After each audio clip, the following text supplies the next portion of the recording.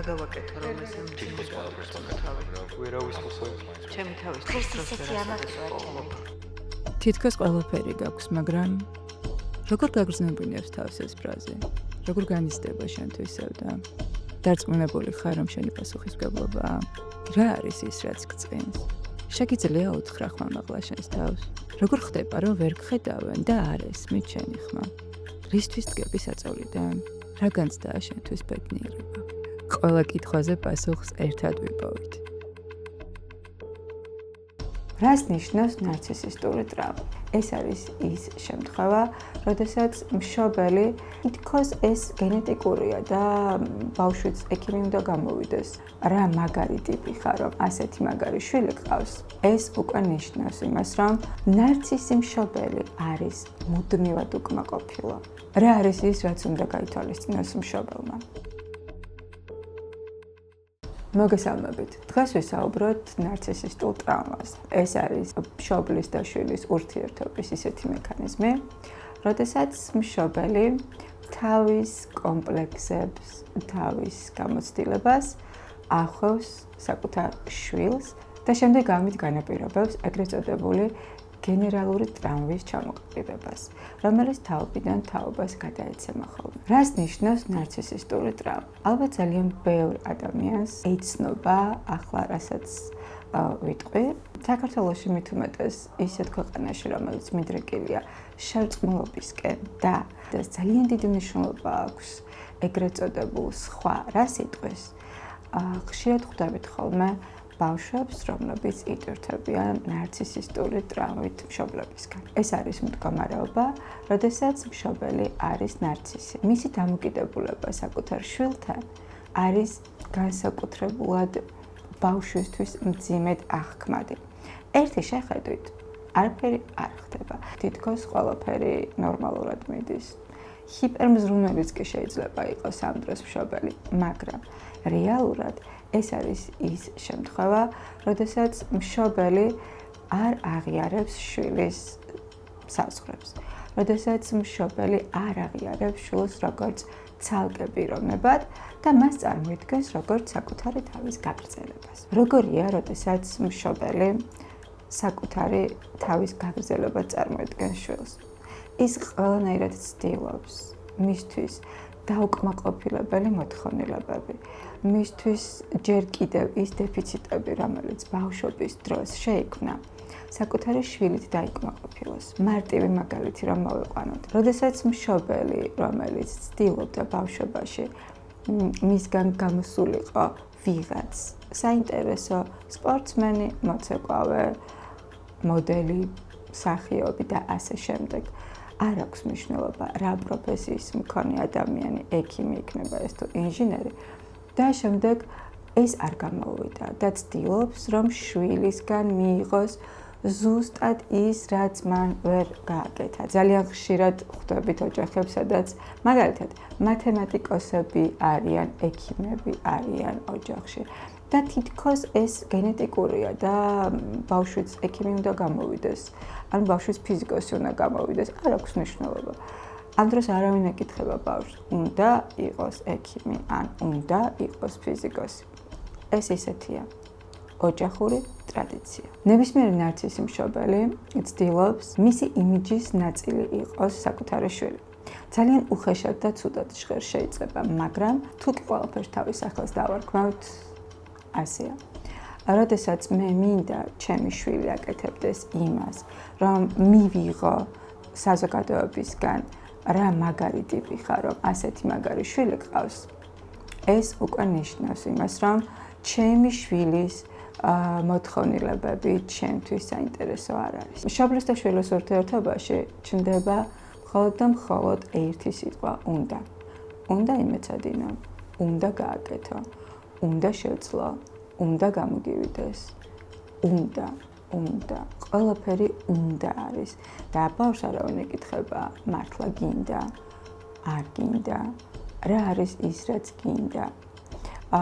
ასეთ შემთხვევაში ძალიან რთულია, რომ ბავშვისთვის გაჩნდეს სივრცე, სადაც შეძლებს საკუთარი თავი იპოვოს. ზუსტად ის განაპირობებს, რომ ჩნდებიან კარგი გოგოები და კარგი ბიჭები. Როგორც ასეთი ეგრეთ წოდებული ფენომენია კარგი ბიჭის და კარგი გოგოს, სადაც ადამიანები ყოველთვის ცდილობენ, რომ რაც შეიძლება მოერგონ მეორე ადამიანს. ნარცისი მშობელი არის მუდმივად უკმაყოფილო. ნარცისი მშობელი არის ის, რომელიც საკუთარ შვილს მუდმივად აგრძნობინებს თავს არასაკმარისად. მაგალითად, შენ კარგად მოიქეცი, უკეთესადაც შეგეძლო რომ გაგეკეთებინა. შენ 9.9 ქულა მიიღე, 10 ქულა შეგეძლო რომ მიგეღო. ყოველთვის მოითხოვს რაღაცა იმაზე მეც, ვიდრე შვილმა გააკეთა. შესაბამისად, ბავშვს უჩნდება მუდმივად განცდა, რომ ის არის არასაკმარისი და ყოველთვის ცდილობს, რომ როგორმე დააკმაყოფილოს საკუთარი მშობელი. როგორმე გახდეს ის ადამიანი, ვინც მშობლის სახეზე სიხარულს და ბედნიერებას გამოიწვევს და იმდენად ეჩვევა ამ ვალდებულების საკუთარ თავზე აღებას, რომ შემდეგ ეს ხდება განვრცობილი საზოგადოებაზე.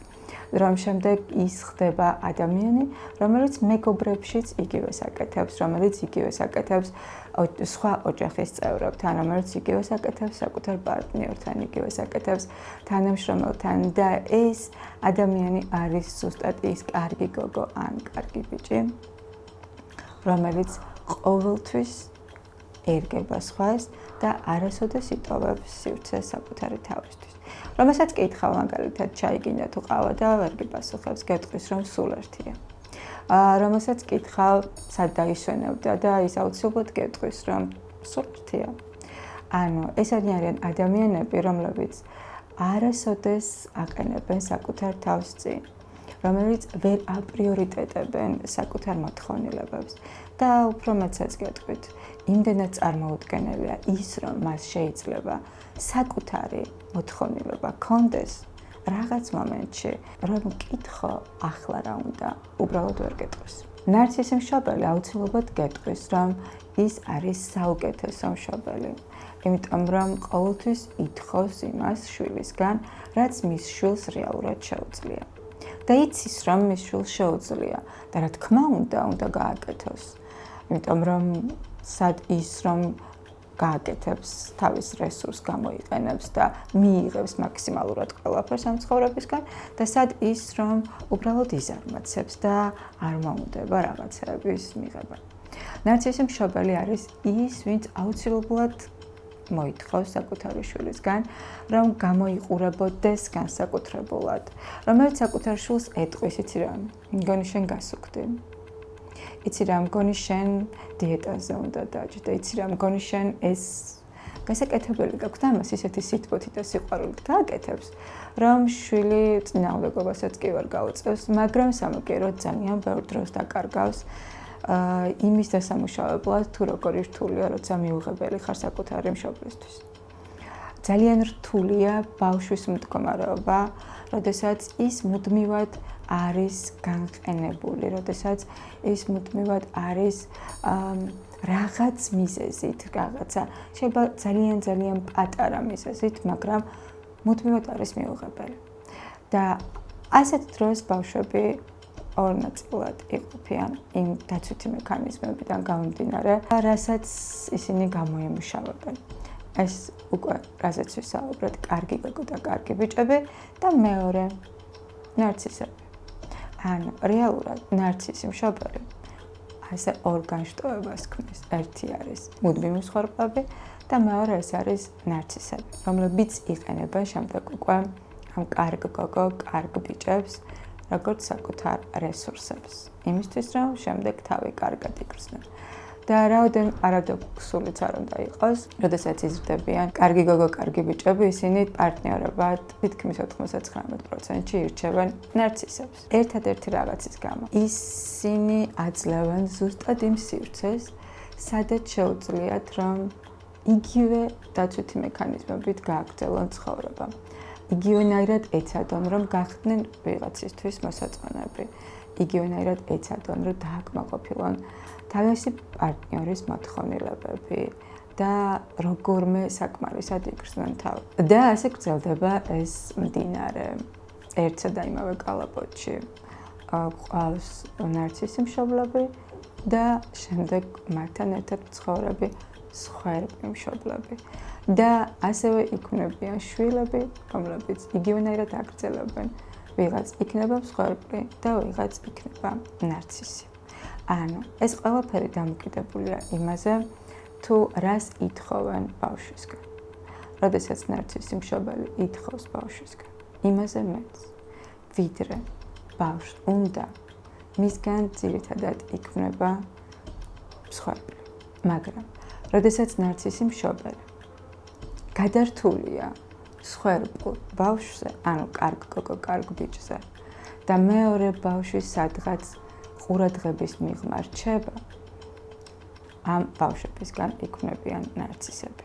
ის ბავშვები, რომლებიც რჩებიან ყურადღების მიღმა, იმდენად დიდ ტკივილს განიცდიან იმ ფსევდო ყურადღების გამო, რომელსაც მისი დედმამიშვილი მშობლისგან იღებს, რომ ამ ტკივილის გაკუჩებისთვის უბრალოდ ურჩევნია, რომ ემოციები საერთოდ არ ჰქონდეს და ამ ემოციებთან ერთად მათი ემპათიაც გვხვდება და ეს ბავშვები ხდებიან ნარცისები. რა არის ის, რაც უნდა გაითვალისწინოს მშობელმა? საჭიროა არსებობდეს ზღვარი ჩემსა და ჩემ შვილს შორის და ეს ზღვარი გადის პიროვნებად აღქმაზე, როგორ აღვიქვამ ჩემ შვილს, როგორ აღვიქვამ მის პიროვნულ თვისებებს, მის მოთხოვნილებებს, მის პიროვნულ საზღვრებს. თუ კი დაფიქრდებით ამაზე და დაინახავთ თქვენ შვილს როგორც ცალკე პიროვნებას, ბევრად მარტივი გახდება მასთან ურთიერთობა.